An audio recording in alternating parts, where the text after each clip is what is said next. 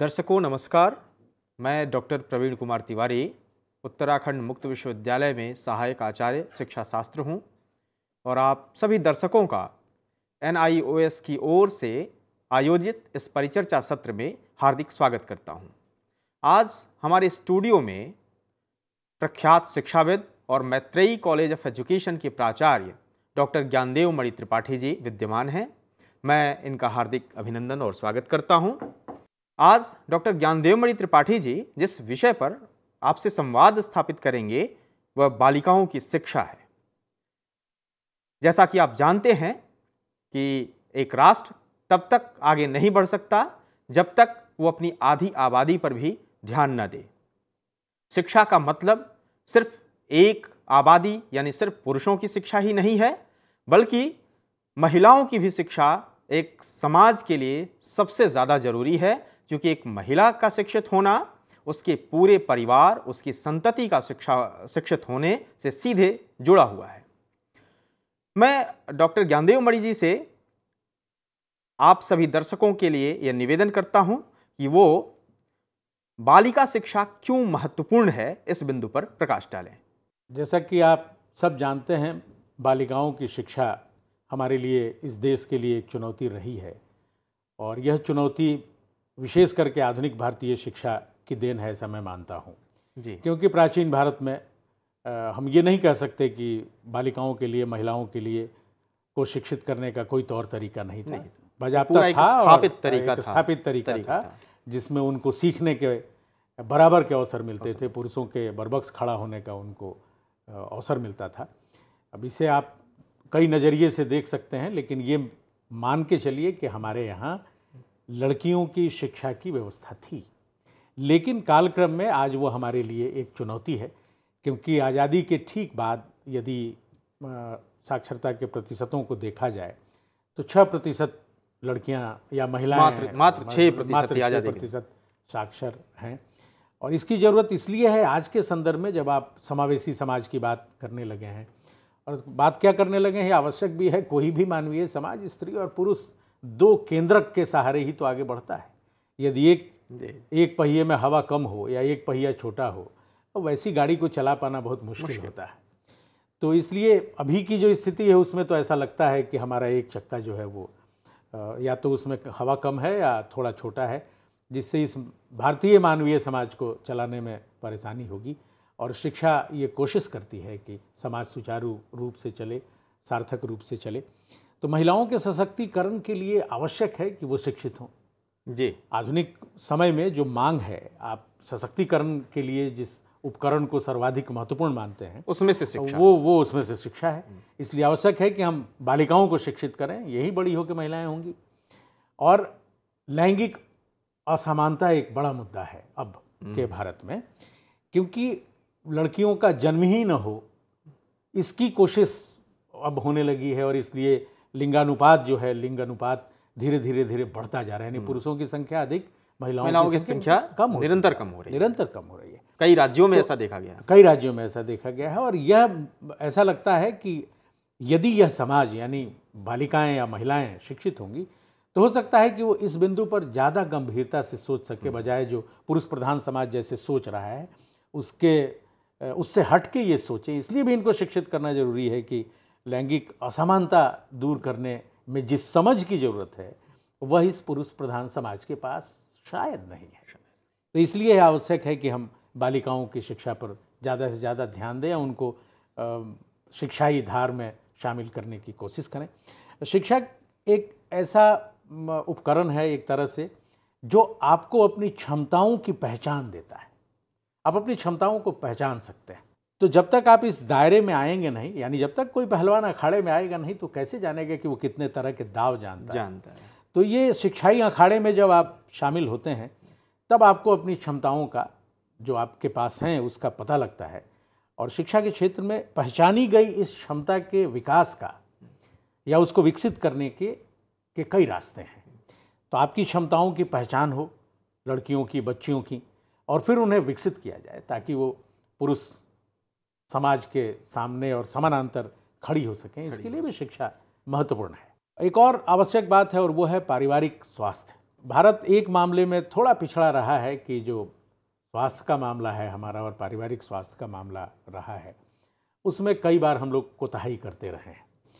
लेकिन शिक्षा यदि होगी विशेष करके माँओं के पास घर में, तो हो सकता है कि समय समय पर होने वाली छोटी मोटी बीमारियों का पता ज्ञान उनको पहले भी लोग अनुमान लगा लेते थे, परिवार के स्तर पर ही लग जाए। और कुछ उसका वो ठीक है कि हम अब ये राय नहीं देते कि आप घर में ही उपचार कर लीजिए, जो जिस चीज़ का विशेषज्ञ है उसे वो काम करने दीजिए, लेकिन आप कम से कम ये जान सकते हैं कि एक बच्चा या एक व्यक्ति या एक मनुष्य कैसे स्वस्थ रह सकता है, उसके भोजन में कैसे पोषण तत्वों को शामिल किया जा सकता है। ये कहने का मेरा अर्थ ये नहीं है कि भोजन बनाने का काम स्त्रियां ही करेंगी और महिलाएं ही करेंगी, लेकिन यदि उनकी जानकारी में ये है, और ये पुरुषों की जानकारी में है, किताबों से हम भी जानते हैं कि एक व्यक्ति को ठीक ठाक जीवन यापन चलाने के लिए एक दिन में कितनी कैलोरी की ज़रूरत है, और ये जाना है हमने उन्हीं शिक्षा की किताबों से, उन्हीं शिक्षाई विमर्श से। तो इस विमर्श में भी शामिल करना आवश्यक है बालिकाओं को, ताकि वो स्वास्थ्य संबंधी मुद्दों की पहचान कर सकें, उनको जान सकें और उसके प्रति संवेदनशील हो सकें, क्योंकि सबसे अधिक बच्चों के साथ समय उनका बीतता है, उनका ही इसमें तो दो मत नहीं है। अभी भी माँ पहली गुरु भी होती है, पहली गुरु है, तो उनकी ही तैयारी ऐसी की जाए ताकि आने वाली पीढ़ियां जिनके हाथ में है सच में, तो वो उन्हें एक स्वस्थ शरीर स्वस्थ मन दे सकें। एक और आवश्यक भूमिका जो महिलाओं की है वो है सामाजिक विकास में। ये आप नहीं कह सकते कि अब सामाजिक विकास में 21वीं सदी में सिर्फ पुरुषों की भूमिका है। ये ठीक बात है कि जहाँ पारंपरिक रूप से स्त्रियों का एक तरह से महिलाओं का योगदान रहा है, मैं ये नहीं कहता कि उनका कब्जा रहा है, महिलाओं का योगदान रहा है, उन स्थानों को जब बाजार ने अपने हिस्से में लिया तो वहाँ पुरुषों का वर्चस्व स्थापित हो गया। ये कहा जाता रहा है हमारी पाठ्यपुस्तकों में भी, आगे जिस पर हम चर्चा भी करेंगे, कि हमारी किताबों में भी एक तस्वीर आमतौर पर कई पाठ्यपुस्तकों में देखने को मिलती है कि सुबह का समय है, पिता अखबार पढ़ रहे हैं और माँ घर में चाय बना रही है या खाना बना रही है। लेकिन हमने अपनी किताबों में ये कभी नहीं बताया कि 5 सितारा 3 सितारा और बड़े होटलों में अब माएँ नहीं, पिता सैफ होते हैं। मुख्य जो भोजन बनाने वाले हैं सबसे ज़्यादा लोग पुरुष ही हैं। तो एक तरफ तो उनकी जो दुनिया है जहाँ ये कहा जाता था कि नहीं ये तो आपका है, जैसे ही बाजार ने अपना कारोबार शुरू किया तो वो पुरुष प्रधान समाज का हिस्सा हो गया। तो इसलिए ये जो ज़रूरतें हैं समाज की, उनको पूरा करने के लिए, जिसमें महिलाओं की भी अहम भूमिका है, उसके लिए आवश्यक है कि शिक्षा के दायरे में वो अधिक से अधिक शामिल हों और उन्हें शिक्षित किया जाए। अच्छा, इसी क्रम में मैं अपने दर्शकों के लिए ये चाहूँगा कि आप इस बात पर प्रकाश डालें कि विद्यालयों में बालिका शिक्षा को लेकर कौन कौन से प्रमुख मुद्दे हैं। क्या है कि शिक्षा के महत्व को जानते हुए हमने अभी जो कुछ चर्चा की, जिसमें हमने ये जानने की कोशिश की है कि बालिकाओं की शिक्षा इसलिए भी जरूरी है कि अवसरों की समानता हो, उनके लिए भी भेदभाव रहित व्यवहार हो, समावेशी अधिगम वातावरण का निर्माण हो सके, एक समावेशी समाज के निर्माण के लिए और राष्ट्र की विविधता की रक्षा के लिए बालिका शिक्षा का जो महत्व है उस पर अभी हम लोगों ने चर्चा की। मैं आपकी बात को आगे बढ़ाते हुए एक आंकड़े का प्रयोग अभी करना चाहूँगा जो हमारी बात को समझने में थोड़ी मदद करेगी। अभी हम लोग महिला साक्षरता की बात कर रहे थे, तो यह जो आंकड़ा है, ये जो चित्र है, ये बता रहा है कि वर्ष 1951 में कैसे महिलाओं की जो साक्षरता दर है वो सिर्फ 6% है और अभी लगभग 65% के आसपास दिखाई दे रहा है। इसमें लेकिन जो चित्र दिखाई दे रहा है उसमें एक बड़ी अजीब सी बात है, मैं कहूँगा कि लगभग 20% का फासला लगातार पुरुषों और महिलाओं के बीच में 20% का बहुत बड़ा फासला बना हुआ है। बहुत बड़ा फासला अब जाके थोड़ा कम दिखाई दे रहा है कि पुरुषों की जो पुरुष साक्षरता दर है वो यदि 80 के आसपास पहुंच रही है तो महिलाएं 65 कुछ के आसपास हैं। वैसी स्थिति अभी 2011 के जनगणना के आधार पर हम लोग देखें तो महिलाओं का जो प्रतिशत है कुल शिक्षित महिलाओं का वो 65 है, लेकिन गाँव में अभी भी स्थिति बेहतर नहीं है। तो आंकड़े ये बताते हैं कि बच्चियों की या बालिकाओं की शिक्षा को लेके जो ग्रामीण क्रियाकलाप किए जाने चाहिए, गाँव में जो कुछ पहल करने की आवश्यकता है, ये आंकड़ा हमें इस तरफ भी ध्यान देने को कह रहा है कि शहरों में जैसी स्थिति अच्छी दिखाई दे रही है लड़कियों की शिक्षा की, लेकिन गांव में अभी भी जो प्रतिशत है वो सिर्फ 57.9% है जी, जो शहरों के बनिस्बत, शहरों में लगभग 80% है, उसके बनिस्बत कम दिखाई दे रहा है। तो यह जो एक वर्तमान स्थिति है उसमें कुछ मुद्दे जिसकी आपने चर्चा की, अब हम उस तरफ बढ़ना चाहते हैं कि विद्यालयों में बालिका शिक्षा से संबंधित जो कुछ महत्वपूर्ण मुद्दे हैं, उसमें पहला महत्वपूर्ण मुद्दा है पहुंच और नामांकन का। क्या कारण है कि लड़कियां पहुंच नहीं पा रही हैं स्कूल में, और वे कौन से कारण हैं जो लड़कियों को स्कूल में ठहरने नहीं दे रहे हैं बहुत दिन तक। दो क्षेत्रों को तो विशेष तौर पर हमें देखना चाहिए, एक तो ग्रामीण क्षेत्र जैसे कि आंकड़े भी कह रहे हैं, और पहाड़ी क्षेत्र। इन दो क्षेत्रों में विद्यालयों की उपलब्धता कम है, मतलब विद्यालय कम उपलब्ध हैं। जितनी दूरी पर विद्यालयों को होना चाहिए जो लड़कियों की पहुंच के भीतर हों, ये दूरी अधिक है, और पहाड़ी क्षेत्रों में बहुत ज़्यादा समस्या है जी जी इसको लेकर। तो इसलिए कई बार होता यह है कि समाज की सोच अभी ऐसी नहीं हुई है कि उसने स्वीकार कर लिया है 100% कि लड़कियों को कहीं भी आने जाने का, कभी भी आने जाने का हक है। इसलिए ये सोचना कि समाज एकदम बदल गया, लड़कियों के बारे में उसकी सोच बदल गई, ऐसा हमें समाज के बदलाव की गति धीमी है। और दूसरी बात यह है कि उसके कारण भी जो लड़की का पिता है या जो उसका परिवार है, वो अपनी लड़की को या अपनी बच्ची को दूर के क्षेत्र में प्रतिदिन भेजने के लिए तैयार नहीं है। तो यह जो समस्या है पहुंच की और नामांकन की, जब पहुंच होगा तभी नामांकन होगा। सामान्य सी बात है कि जब हमको विद्यालय आप देंगे, अब आरटीई आने के बाद, लेकिन यह अनिवार्य है क्योंकि आरटीई ये नहीं कहता कि आप अपनी शर्तों पर बच्चों को शिक्षा देंगे। आरटीई का ये कहना है कि बच्चे अपनी परिस्थितियों के अनुकूल शिक्षा चाहते हैं तो उन्हें उनकी परिस्थितियों के अनुकूल शिक्षा मिलनी चाहिए। यदि आपने ये कहा कि 1 किलोमीटर की दूरी के भीतर एक प्राथमिक विद्यालय होना चाहिए, ये प्रावधान है आपका, लेकिन श्रीमान यदि हमारे और हमारे विद्यालय के बीच में एक नदी है जिसकी कुल चौड़ाई मात्र 200 मीटर है, उसे मैं बार बार पार नहीं कर सकता, वो गहरी नदी है, मुझे तैरना नहीं आता, मैं छोटा बच्चा हूँ, इसलिए मेरे लिए तो अब आपको स्कूल की परिभाषा बदलनी पड़ेगी और मेरे परिवेश में आपको कई ऐसे चित्र भी देखने को मिलते हैं जब बच्चे बहुत ही पतले से एक पुल पे नदी को पार करते हुए पाए जाते हैं। पहाड़ी इलाकों में ये दिक्कतें बहुत ज़्यादा हैं। तो ऐसे कई चित्र आए हैं जिसपे काफ़ी बहस भी हुआ है। बिल्कुल। तो वैसे में मतलब करना ये होगा, जो महत्वपूर्ण मुद्दा है एक तरह से बालिकाओं की शिक्षा के लिए, वो ये है कि यदि स्कूलों को उनकी पहुंच में हम ले जाएं तब नामांकन बढ़ने की संभावना बनती है जी। तो पहुंच और नामांकन का जो मुद्दा है उसको यदि हम हल करना चाहें तो आवश्यकता है कि हमें स्कूलों को उनके माहौल में, उनके आसपास ले जाना होगा। ये जो स्कूल का वातावरण है, आज जो हमने स्कूल बनाया है, ये पुरुष प्रधान स्कूल है। इसमें जो भी सुविधाएं हैं, जो भी सहूलियतें हैं, वो पुरुषों के लिए हैं। आपने मान लिया कि भाई यदि आपको किसी शारीरिक क्रिया की करने की आवश्यकता है तो निरभ्र नीला आकाश है और उसके नीचे की खुली जगह आपको उपलब्ध है। कई बार होता यह है कि बढ़ती हुई उम्र की बच्चियां जब स्कूल में होती हैं, स्कूल में जाती हैं और शौचालय की उचित व्यवस्था न होना उसको कई बार वहाँ ठहरने से रोकती है। तो माननीय प्रधानमंत्री जी ने इस पे बहुत ही ध्यान दिया। बिल्कुल इस समस्या का समाधान अब निकलना शुरू हुआ है। लेकिन अभी जो स्थितियां हैं वो बालिका शिक्षा के प्रतिकूल हैं। जो संरचनात्मक ढांचा हमने उपलब्ध कराया है वो उपयुक्त नहीं है, तो इसलिए एक तो उसमें सुधार करने की आवश्यकता है। और दूसरा है पीने का पानी। पीने के पानी की व्यवस्था तो मुझे लगता है कि हम भले ही ये कहें कि 100% स्कूलों या विद्यालयों में हमने इसकी सुविधा उपलब्ध करा दी, लेकिन मुझे लगता है कि अभी यह सुविधा भी सभी स्कूलों में प्राप्त नहीं है।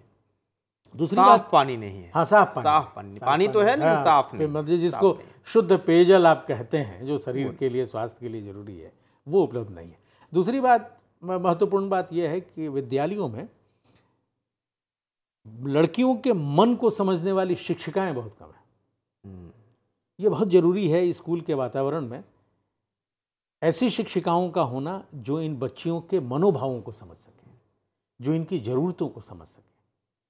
पुरुष उस तरह से, जो पुरुष शिक्षक हैं, उस तरह से बच्चियों की समस्याओं को समझ नहीं पाते। इसलिए आवश्यकता ये भी है कि हम अपने स्कूल के वातावरण को, जिसको अब हम समावेशी विद्यालय, समावेशी कक्षा, समावेशी समाज का नाम दे रहे हैं, उसमें बच्चियों की, बालिकाओं की इस समस्या को भी ध्यान में रखें।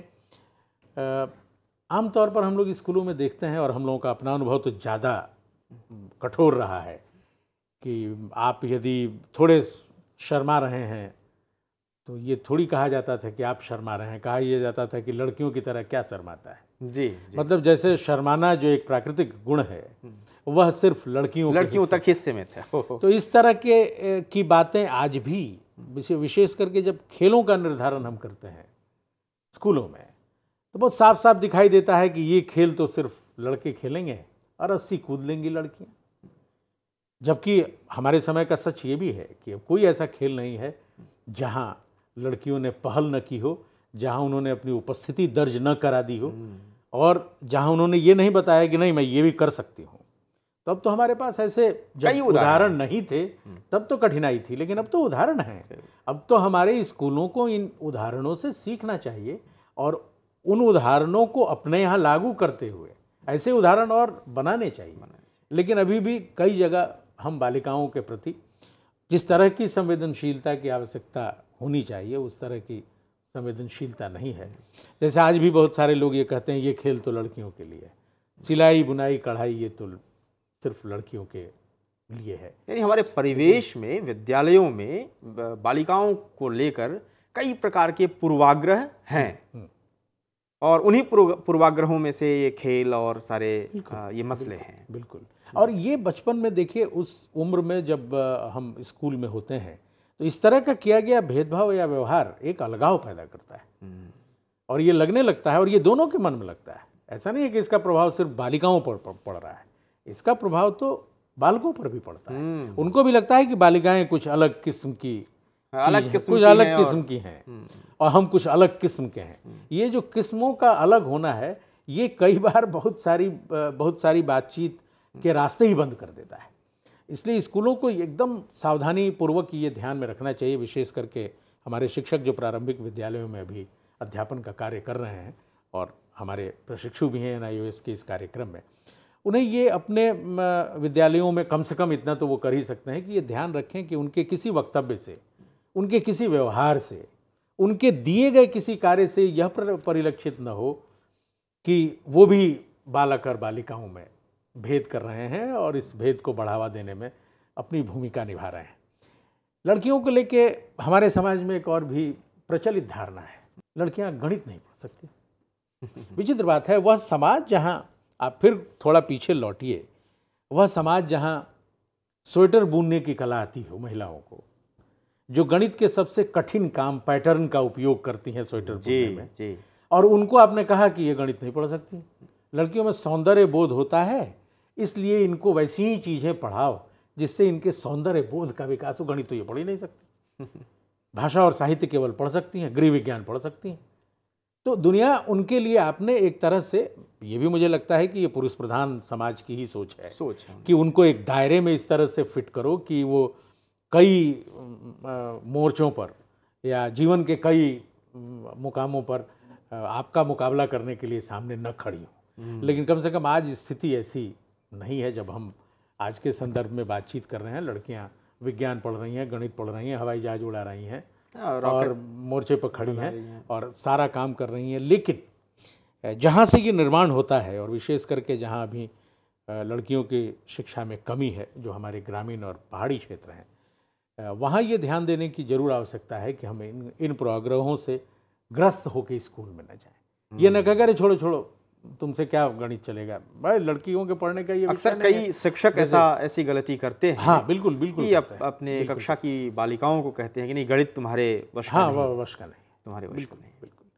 और इसको बढ़ावा देने में थोड़ी भूमिका हमारी पाठ्य पुस्तकों की भी है। किताबें जो हैं वो पहले ही मैंने आपको जो उदाहरण दिया वो इसका जीता जागता नमूना है। आज के विज्ञापनों को आप देख लें तो जितने भी सफाई वाले विज्ञापन हैं, वो चाहे किसी डिटर्जेंट के हों या किसी को, ये सब महिलाओं के काम है। मैंने साफ सफाई तो करना, दीपावली तो महिलाओं के लिए है, साफ सफाई तो उनकी जिम्मेवारी है। तो यदि आप पाठ्यपुस्तकों में भी इस तरह का वातावरण तैयार करते हैं, आप ठीक है कि आपने जानबूझ के ये सवाल नहीं पूछा होगा गणित में, तो एक काम को 3 पुरुष एक दिन में करते हैं, उसी काम को 6 महिलाएं एक दिन में करती हैं। अब कुछ आप अनुपात वगैरह निकाल रहे थे, लेकिन आपने ये तो कहा कि भाई एक काम जो जहाँ 3 पुरुष एक दिन में उसको करते, महिलाएं उसको 6 दिन में कर रही हैं, मतलब 6 महिलाएं एक दिन में कर रही हैं, 2 गुना शक्ति लग रहा है। ये सिर्फ गणित नहीं है, हाँ, ये गणित के साथ हमारी सोच को भी प्रकट करना है। बिल्कुल। तो स्त्रियों को कमजोर मानने की जो शिक्षा दी जाती रही है, या उनके जीवन को, उनसे जुड़ी हुई बातों को पाठ्यपुस्तकों में महत्व न देने का जो मामला है, जैसे हम लोग नहीं मान लेते हैं कि शिक्षक में ही शिक्षिका भी निहित है। भाई शिक्षिका में शिक्षक निहित क्यों नहीं है? हम लोग भी अपनी बातचीत में शिक्षकों को ही संबोधित करते हैं ज़्यादा से ज़्यादा। शिक्षिका करें तो क्या दिक्कत है, उसमें तो शिक्षक निहित है ही। और ये आधी आबादी का मामला ऐसा भी नहीं है कि वो इतनी संख्या में कम है कि उनके लिए ये जगह, उनको ये जगह न दी जाए। लेकिन जो भाषाई चेतना भी हमारी है, भाषा का जो में जिस तरह से हम लोग भाषा का अध्ययन करते हुए जिस तरह के लिंगीय भेद का दर्शन वहाँ हम कर सकते हैं, हमारी किताबें भी उसका एक तरह से आईना है, हम उसमें भी खोज सकते हैं। लेकिन इस चर्चा का यह अर्थ नहीं है कि हम सिर्फ ये कहना चाहते हैं कि हमारी पाठ्यपुस्तकों में बालिकाओं को लेके भेदभावपूर्ण सामग्री है। केवल सामग्री है, वह बताना इस प्रशिक्षण का उद्देश्य नहीं है।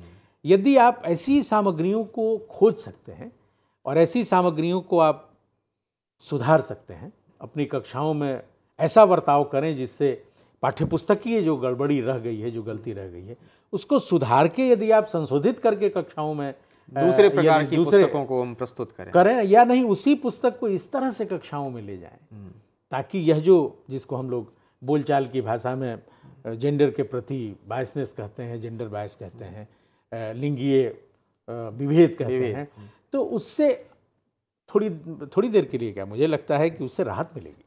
और किताबों ने जो एक तरह से गड़बड़ी कर दी है, किताबों ने क्या किया, किताबें तो एक अच्छी शुरुआत होगी। किताबें तो निर्जीव हैं और उन्हें बनाने वाले हमारे आपके जैसे लोग ही रहे हैं, लेकिन हम बनाते हुए उसका ध्यान नहीं रख पाते, इसलिए होता है कि इस तरह की गलतियां और गड़बड़ियां दिखाई देती हैं। लेकिन इस पूरे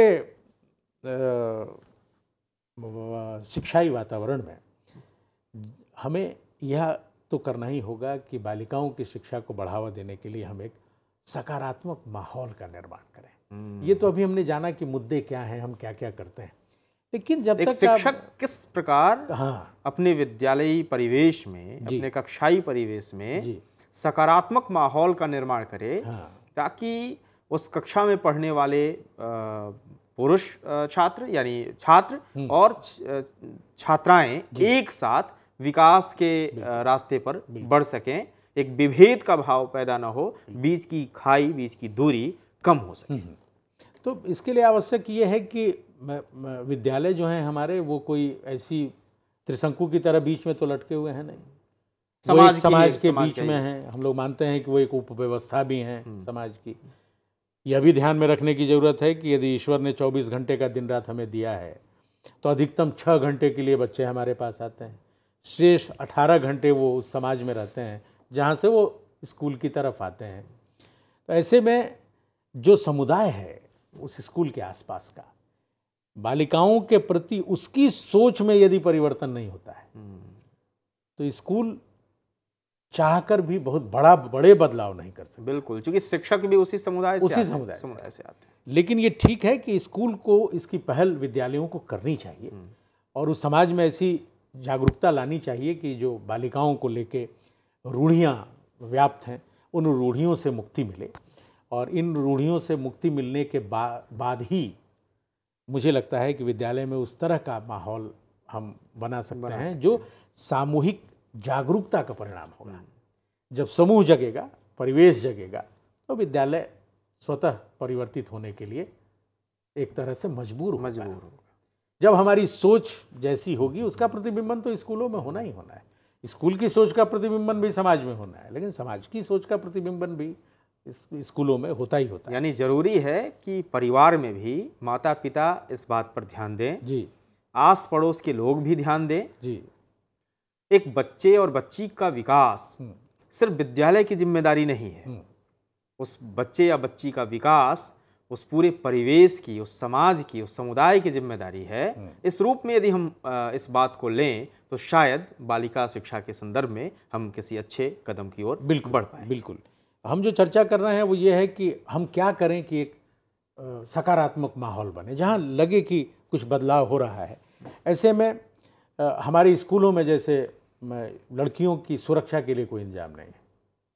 ये अभी एक बड़ी चुनौती है हमारे समय की। हमें इस पर सोचना होगा कि हम स्कूलों को किस तरह से उसकी व्यवस्था को चाक चौबंद करें कि जहाँ बच्चियाँ सुरक्षित महसूस करें और उनके अभिभावक भी ये महसूस करें कि हमारी बच्चियाँ जहाँ गई हैं वहाँ सुरक्षित हैं। आप जानते हैं कि उनके नहीं आने का कारण विद्यालय की संरचनात्मक कई गड़बड़ियाँ हैं जिसमें शौचालय मुख्य है। तो यदि हम चाहते हैं कि स्कूल बदले, लड़कियां अधिक से अधिक हमारे स्कूल में आएँ, तो आपको इसकी व्यवस्था करनी पड़ेगी। और वो भी साफ और सुथरे शौचालय, सुचारू शौचालय। वो वाला नहीं कि आपने बना दिया और दिखने के लिए हो गया, फोटो खिंचवाई और बंद कर दिया और बाद में कहा कि अरे ये तो हमने सोचा ही नहीं कि पानी की व्यवस्था है ना, बिना पानी की व्यवस्था के शौचालय बना दिया, इस देश का धन नाहक बर्बाद किया।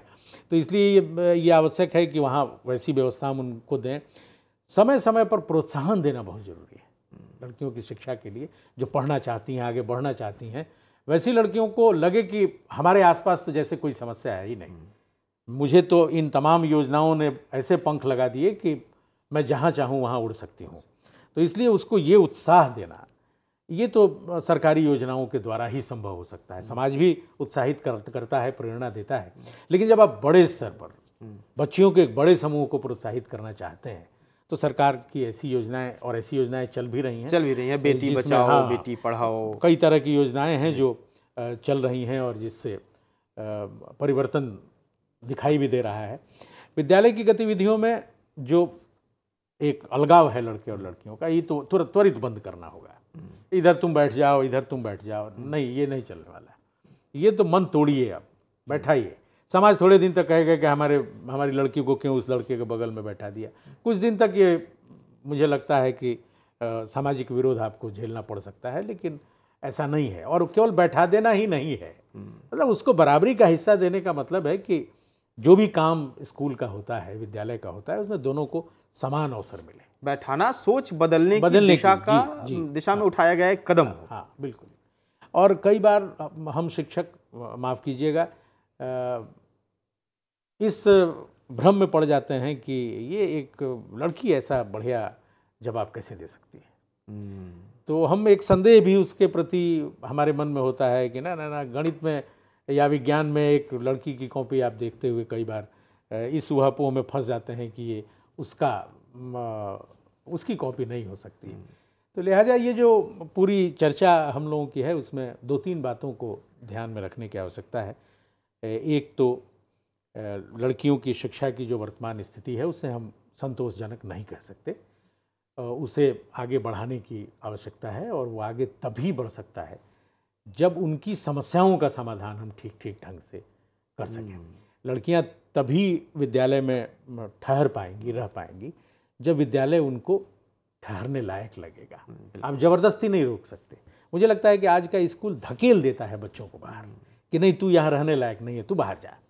और यदि आपने उसको अपनी ऐसी सुविधाएं ही नहीं दी, आप और हम उसको कहते हैं ड्रॉप आउट हो गया, ड्रॉप आउट थोड़ी हुआ। किसी भी विद्यालय में बालिकाओं की समस्या को सुनने के लिए न कोई व्यक्ति है, न कोई ऐसा केंद्र है जिसमें बालिकाएं अपनी समस्या जाकर कह सकें। और एक बहुत बड़ी समस्या है। हाँ, और कक्षाओं में देखिए ना, बच्चियों को चुप रहने की ट्रेनिंग दी जाती है। वैसे तो हम सबको चुप रहने की ट्रेनिंग दी जाती है, हमारा शिक्षाई पूरा शिक्षाई माहौल ही है जिसमें हमें सिखाया जाता है कि अधिक से अधिक चुप रहो। लेकिन लड़कियों पर तो विशेष रूप से हम ध्यान देते हैं। लड़कियों और जो दबे कुचले समाज के बच्चे हैं उनको तो एकदम हम ध्यान दे के देखते हैं कि भाई ज़्यादा नहीं बोलना है आपको, और देखा जाता है कि बोलने के अवसर कम से कम मिले। लड़कियों से आप बातचीत की शुरुआत करें, उनके साथ बातचीत करें। कई बार हम पुरुषों के पास तो ऐसे सवाल ही नहीं है कि उनके साथ बातचीत की शुरुआत कर सकें। तो एक तो अपने आप में भी हमें ये परिवर्तन लाना होगा। हम शिक्षक इस दशा में इस दशा के बारे में सोचना शुरू करना और उनके साथ जब हम कहते हैं कि बिना संवाद के बात आगे नहीं चल सकती, तो आवश्यक है कि हम उनकी दुनिया में झांक के उन तक पहुंच के उनके साथ बातचीत कर सकें। इसके लिए हमारी भी तैयारी आवश्यक है कि हम अपनी तैयारी भी ऐसी रखें कि हम कह सकें कि नहीं, हमें तो अपने स्कूल की लड़कियों के साथ बातचीत करना, बतकही करना आता है। ये कला हमें सीखनी होगी। नहीं तो हम इस कारण भी उनको एकदम, जो महिला शिक्षिकाएं हैं ये उनकी नैतिक जिम्मेवारी है कि वो लड़कियों से बात करें। नहीं, ऐसा नहीं होना चाहिए। आप भी शिक्षक हैं और ठीक है कि हम दोनों में लिंग का भेद है, लेकिन बातचीत लिंगी आधार पर हो ऐसा कहाँ कहा गया? ऐसा नहीं है, ऐसा तो है भी नहीं। बातचीत का आधार लिंग ही होगा, यह तो संभव नहीं है। इसलिए एक तो जरूरी है कि हम मन को बदलें और जो मानसिकता है उसमें बदलाव हो, और लड़कियों को अधिक से अधिक कमज़ोर समझने की जो गलती या पूर्वाग्रह हम करते रहे हैं उससे अब मुक्ति पा जाएं, और कोशिश करें कि लड़कियां जहां भी अवसर हो वो बराबरी का अवसर मिले। ऐसा नहीं कि एक को अधिक अवसर, एक को कम अवसर। ये अवसर की समानता मुझे लगता है कि बालिका शिक्षा को बढ़ावा देने में महत्वपूर्ण भूमिका अदा करेगा, और एक सकारात्मक माहौल हम बना पाएंगे यदि हम स्कूलों को इस तरह से बनाएं, इस तरह का माहौल वहाँ बनाएं जिसमें लड़कियाँ अपने आप को एक तरह से सीखने का माहौल उनके लायक बनाएं कि वो अधिक से अधिक वहाँ जाके सीख सकें। अभी जो प्रतिकूल माहौल उनके लिए है उसको अनुकूल करना बहुत आवश्यक है। बहुत बहुत धन्यवाद डॉक्टर ज्ञानदेव मणि त्रिपाठी जी। आपने बहुत ही विस्तार से बालिकाओं की शिक्षा से संबंधित सभी पक्षों पर अपना विचार रखा। एक बालिका के प्रति समाज में किन किन पूर्वाग्रहों को धारण समाज ने किया है और किस किस परेशानी को एक बालिका को झेलना पड़ता है अपने परिवेश में, अपने विद्यालय में, इस विषय पर आपने प्रकाश डाला। साथ ही आपने यह बताया कि कैसे हम अपने परिवेश में और शिक्षाई माहौल में बालिकाओं की शिक्षा के लिए एक बेहतर माहौल बनाने की दिशा में बढ़ सकते हैं। सभी दर्शकों को धन्यवाद, आपने इस व्याख्यान को बहुत ही ध्यानपूर्वक सुना, और विशेष रूप से डॉक्टर ज्ञानदेव मणि जी का धन्यवाद जिन्होंने बहुत ही बहुमूल्य समय निकालकर इस बहुत ही बेहतरीन विषय पर अपना विचार प्रकट किया। बहुत बहुत धन्यवाद डॉक्टर ज्ञानदेव मणि जी। आप सबका धन्यवाद।